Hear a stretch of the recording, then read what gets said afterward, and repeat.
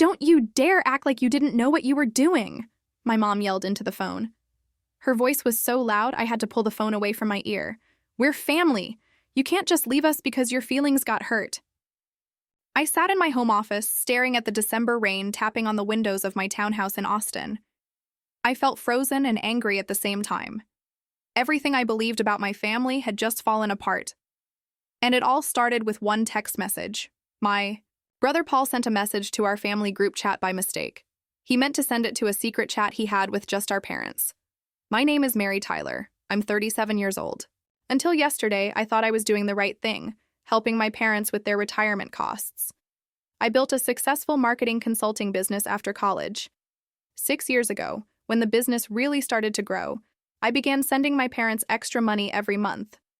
They always had money problems, and I wanted to help them relax and enjoy life without worrying about bills. What I didn't know was how they truly saw me. The family ATM just sent another $4,000, Paul had written. Then my dad replied, LMAO, keep that gravy train going. She's too dumb to know we're using her. Then my mom added, I just bought those golf clubs your dad wanted.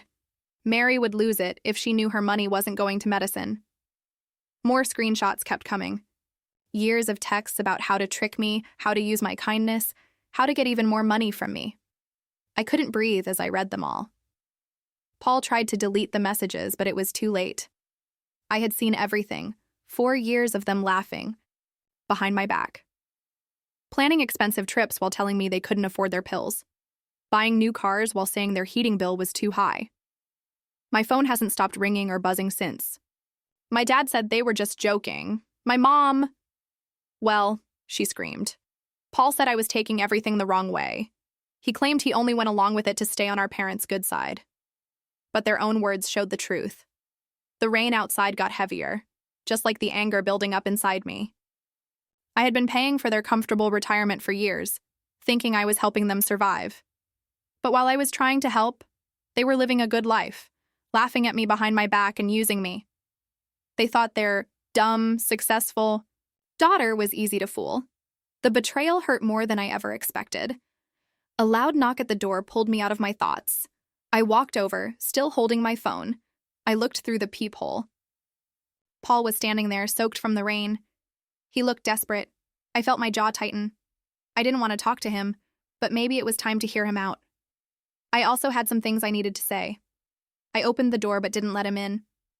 What do you want? I asked. Paul looked miserable, rain dripping from his hair.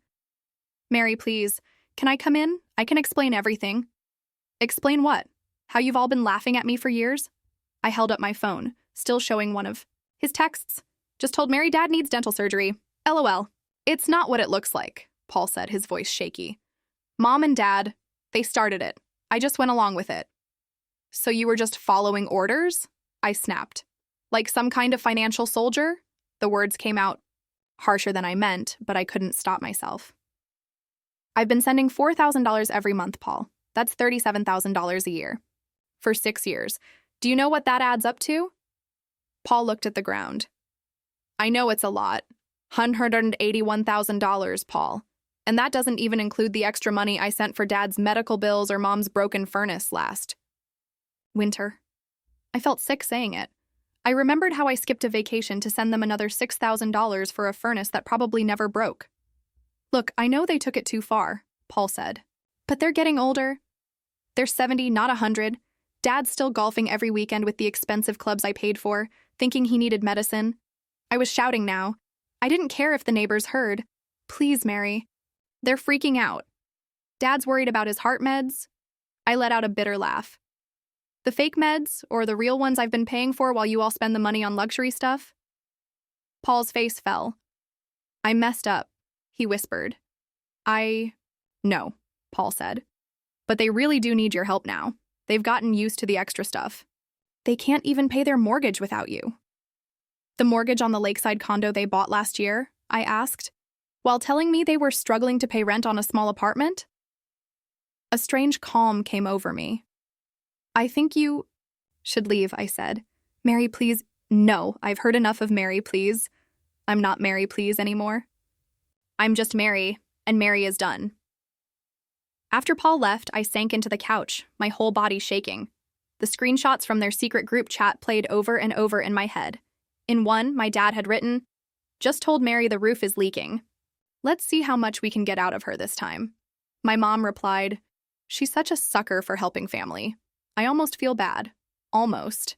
Then Paul added, "Maybe we should start betting on how fast she sends the money."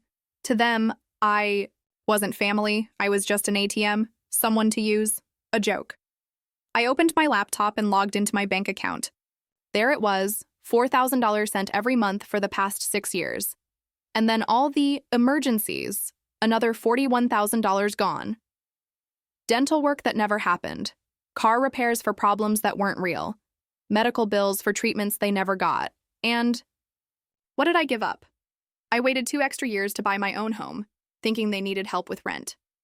I worked 72-hour weeks to pay for my life and theirs. I skipped vacations, bought used furniture, and cut back on my own needs so they could live comfortably. And for what? So they could laugh at me? Buy golf clubs and go on cruises while I worried if they had enough to eat? I opened another tab and logged into the investment account I had secretly created for them 4 years ago. My surprise gift for when they turned 75. A retirement fund. I had been putting in $2,000 every month. The balance showed just over $43,000. My finger hovered over the close account button, but I didn't press it. Not yet. I needed to think clearly. I called my best friend Jessica. She's also my lawyer. "They did what?" she almost shouted after I told her everything. "I know," I said. My voice felt empty. "I've been so stupid." "No, Mary, you've been kind. They're the ones who should feel ashamed." Her voice softened. "What do you want to do now?" "I don't know," I whispered. I admitted it. Part of me wanted to cut them off completely. Another part wanted to face them and hear whatever excuses they might have. "Before you do anything," Jessica said, "we need to look at what you've set up for them legally. Are they on any of your accounts, insurance policies, that retirement fund you mentioned?" I felt a cold chill. I hadn't even thought about how connected we still were financially. Besides the monthly bank transfers and the investment account, I had added them to my premium health insurance plan 3 years ago as dependents. My dad's heart medication, if it was even real, was being paid for through my insurance. They were also listed as beneficiaries on my life insurance policy. "I need to untangle all of this," I said out loud. "One step at a time," Jessica said. "First, gather proof of everything you've given them. Bank records, texts, anything. Second, make a list of all the financial ties you want to end. Fourth, decide if you want to explain to them why you're doing this." Right after we hung up, my phone buzzed. It was a text from my mom. "Your father is very upset. His blood pressure is through the roof because of your behavior. We need to talk now." Something inside me hardened. They were still trying to manipulate me, even now. They still thought I'd drop everything just because they mentioned a health issue. Not anymore. I opened my laptop and started taking screenshots of every monthly payment I had sent. Then I opened a new document and titled it Family Financial Support, 6 years. I listed every emergency they had claimed, every dollar I had sent, and every sacrifice I had made. By the time I finished, it was 14 pages long. The truth was clear. I wasn't just hurt. I was done.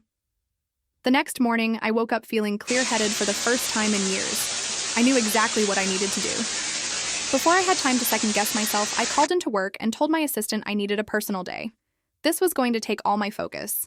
"Mary Tyler speaking," I said when my phone rang 30 minutes later. "Miss Tyler, this is Timothy from Kentucky Community Bank. I'm calling you back about closing an investment account." "Yes, thank you for calling me so quickly." I took a deep breath. "I need to close the supplemental retirement account I set up for Brian and Barbara Tyler." "I see. May I ask if there's a problem with the account?" "There's no problem with the account," I said calmly. I said, "Just a problem with who the money was meant for." After Timothy confirmed my identity and that I had full control of the account, he explained the steps. Since I was the only person listed on the account and it was set up as a gift, I could close it without telling my parents or getting their permission. The $3,500 in the account would be sent back to my main bank account within 4 business days. Is there anything else I can help you with today, Miss Tyler? He asked. Actually, yes, I said. I want to cancel all monthly transfers to the joint account of Brian and Barbara Tyler.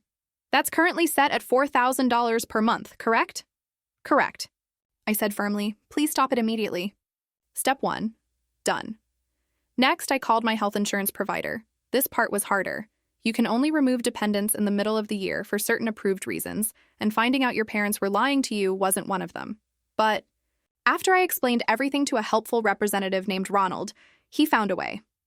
Since they live in their own home and you no longer pay over 60% of their expenses, we can count this as a change in dependent status, he explained.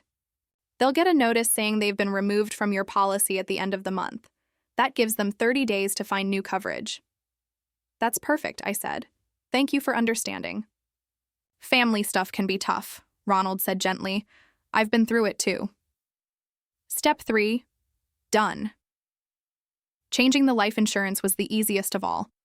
I filled out a simple form online and removed my parents as the people who would get the money if anything happened to me. I replaced them with a local children's charity. By noon, I had cut almost every financial tie with my family, all except one, my brother Paul's student loan. I'd been paying $800 a month for 4 years. He still had 3 years left. That one made me pause. Paul had been part of the lies, but he also seemed like he felt bad. Was he just doing what our parents wanted, or was he only sorry because he got caught? Just then, a text from Paul popped up on my screen. Mom and Dad are freaking out. Dad says his prescription was denied at the pharmacy. What did you do? That told me everything I needed to know. No apology, no responsibility. Just more pressure to send money again. I replied, their consequences are not my problem anymore. The phone rang right away. It was Paul. I let it go to voicemail. Instead, I opened my email and began writing a formal letter to my parents. I attached the 14-page document I had created the night before. I gave the email a simple title, Financial Support Provided, 2019 to 2024. The message read, Brian and Barbara. Attached is a full record of the financial support I have given you over the past 6 years. The total is $225,800. You have been removed from my health insurance effective October 31st, and the retirement account has been closed. Your own messages, saved in screenshots, show how you lied to me, used me, and made fun of my kindness. Do not contact me again unless it is to return the money you took by lying. Mary Tyler. I read the email twice, attached the document, and hit send. Step 3. Done. Then I blocked their numbers on my phone, removed them from my social media, and sat back in my chair. I was exhausted but also relieved. For the first time in years, my money was truly mine. I enjoyed 3 peaceful days before they found another way to reach me. At 9:10 p.m., while I was reviewing work, the doorbell rang. I looked through the peephole and saw my parents and Paul on my front porch. Their faces showed a mix of anger and fear. I didn't open the door. Instead, I called Jessica. They're at my house, I whispered as if they could hear me. Don't let them in, Jessica said firmly. If they won't leave, call the police. You have the right. That feels like a lot, I said. Trust me, Mary. Once they're inside, it'll be much harder, emotionally and legally. The doorbell rang again. Then came pounding. Mary, my dad shouted. We know you're in there. You can't just shut us out without talking. I sent Paul a text. I have nothing to say. Please leave or I'll call the police. Through the peephole, I saw Paul check his phone, show it to my parents, and start arguing with them. My mom was crying. My dad's face was red with rage. Finally, they left, but not before my dad yelled, You're going to regret this, Mary. We're family. You can't just walk away. The irony wasn't lost on me. They had walked away from treating me like family a long time ago. They saw me as nothing more than a source of money. The next morning, the emails started. My mom sent a long one, full of guilt, saying my dad's health was getting worse without his medication. My dad sent a short, angry message telling me to stop this childish behavior now. Paul begged me to reconsider, saying they couldn't make their mortgage payment without my help. I forwarded every message to Jessica without replying. 2 days later, I got a certified letter in the mail from my parents. Inside was a handwritten note from my mom. Mary, we don't understand why you're punishing us like this. Yes, we made a few jokes in bad taste, but that's what families do. Your father's heart medicine costs $600 a month without insurance.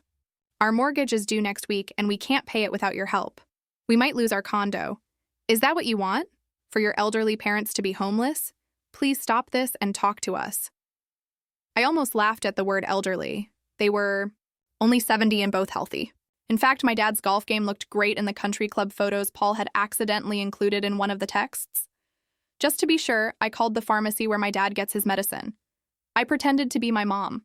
I'm calling about my husband Brian Tyler's heart medication, I said. How much is it without insurance? Let me check, the pharmacist said. After a moment, they answered, It's $50 for a 30-day supply, Mrs. Tyler, not $600. Another lie. That evening, Paul showed up outside my office just as I was leaving. He looked awful, tired, with dark circles under his eyes and messy clothes. Mary, please, he said, stepping in front of me. They're falling apart. Dad's talking about bankruptcy. That's not my problem, I said, trying to move past him. How can you be so cold? They're our parents, are they? Real parents don't take advantage of their kids. Real parents don't laugh behind their daughter's back and call her stupid. They made mistakes, but no, I interrupted. A mistake is forgetting someone's birthday. What they did was planned, and they did it for years. The condo is going into foreclosure. They can't keep it without your help. For a second, I felt guilty. But then I remembered one of the screenshots. Just convinced Mary we're struggling with rent. Meanwhile, we're closing on the lake condo next week. Cheers. They shouldn't have bought a home they couldn't afford, I said. What about Dad's medicine? The one that costs $50, not $600? He can get a part-time job if he needs to cover that. Paul looked shocked. How did you... I checked. No more lies, Paul. I walked to my car. Tell them to look into government help.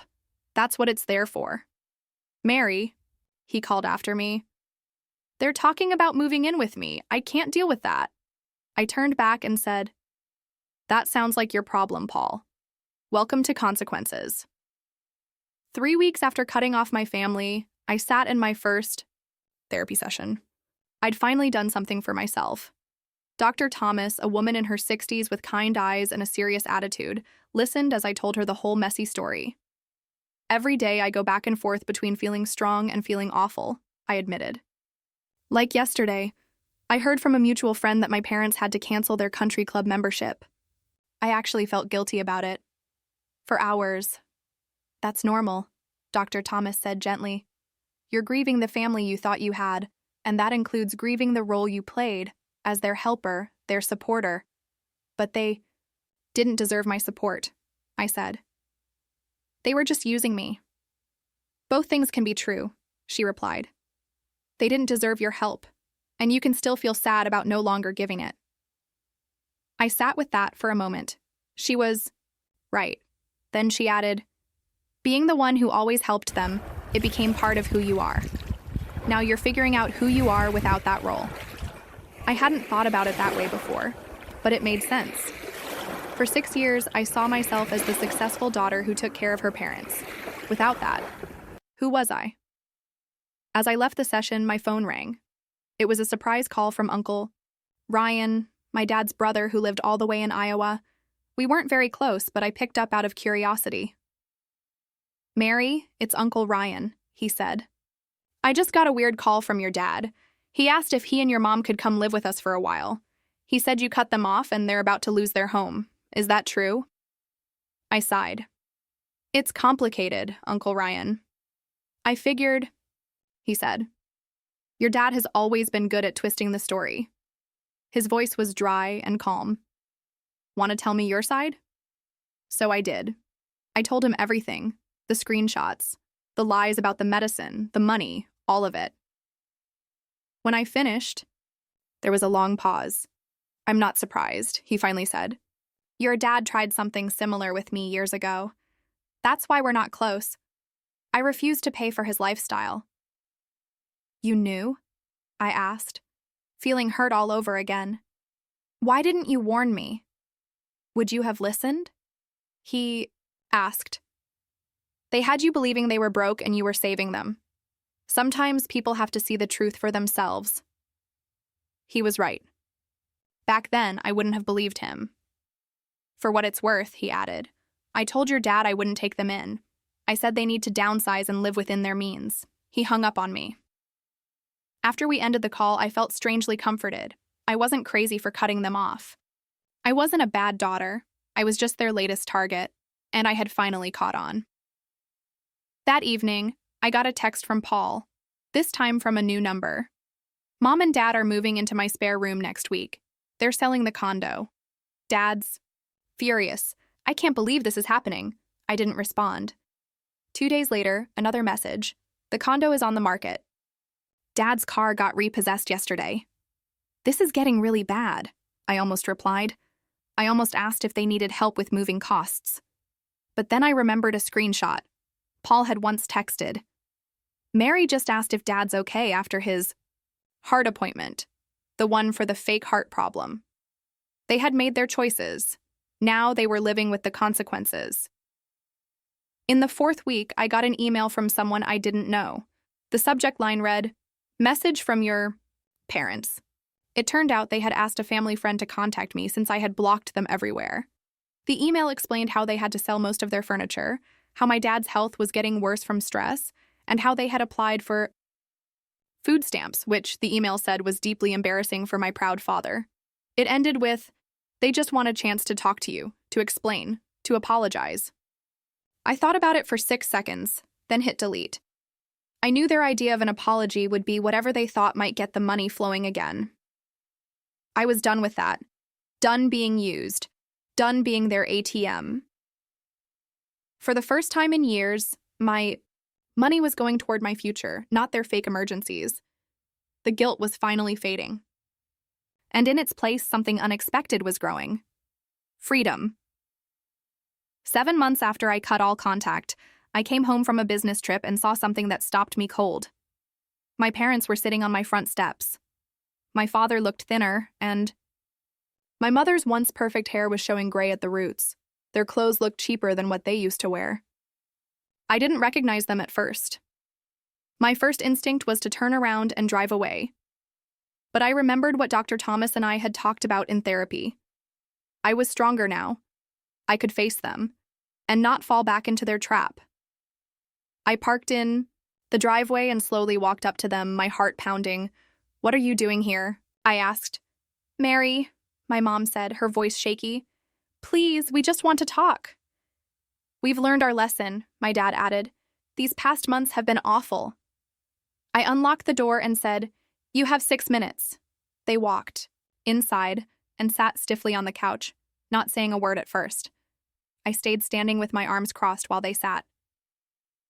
We're sorry, my mother began. We never should have taken advantage of your kindness. My father nodded.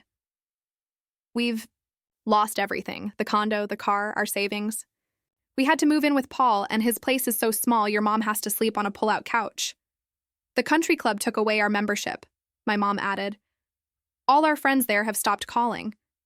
My medicine has been so expensive. Without your insurance, my dad continued. Medicare doesn't cover it all. I listened to them list all the things they had lost.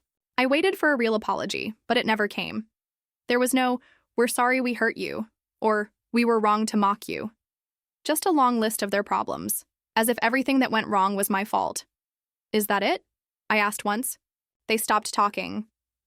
We want to make things right, my mother said. We've really suffered, Mary. We've learned our lesson. What lesson would that be? I asked. They looked at each other, unsure. That we shouldn't have taken you for granted, my dad finally said. Translation. They just regret getting caught. No, I said quietly. You haven't learned anything. What do you mean? My mother asked, her voice getting a little sharper. We came all this way to apologize. No, I said. You came all this way to tell me how hard things have been without my money. Not once have you said how much you hurt me. Not once have you taken real responsibility. We said we're sorry, my father said. For getting caught, I replied. Not for what you did. I took a deep breath. In the past 7 months, I've spent a lot of time thinking about what a healthy family looks like. And this, I gestured between us, this isn't it. It's not using your child for money. It's not laughing at her behind her back. My mother's face turned cold. So you're just going to punish us over a few jokes? This isn't punishment, I said firmly. This is me protecting myself from people who've shown they don't really care about me. We're your parents, my dad said. Like that should fix everything. And I was your daughter, I replied. Not your personal bank. Then I walked to the door and opened it. I wish you well, I said. I really do. I hope you figure out how to live within your budget. But I can't be part of your lives anymore. You don't mean that, my mother whispered, her eyes filling with tears. We need you. That's the problem, I said. You don't need me. You need what I can give you. That's not the same thing. My father stood up, and his earlier regret quickly turned into anger. So that's it? After everything we've done for you? What exactly have you done for me, Dad, besides take and take and take? I asked. He didn't have an answer. As they walked out the door, my mom turned back. You'll regret this, Mary. In the end, family is all you have. I shook my head. No, Mom. Family is supposed to be the people who love you no matter what. I've built that kind of family with my friends. What you gave me was just a deal. Give us money, and we pretend to care. I closed the door behind them and leaned against it. I listened as their footsteps faded down the walkway. I thought I might feel sad or guilty, but I didn't. What I felt was peace. The ATM was closed for good, and for the first time in my adult life, I was truly free.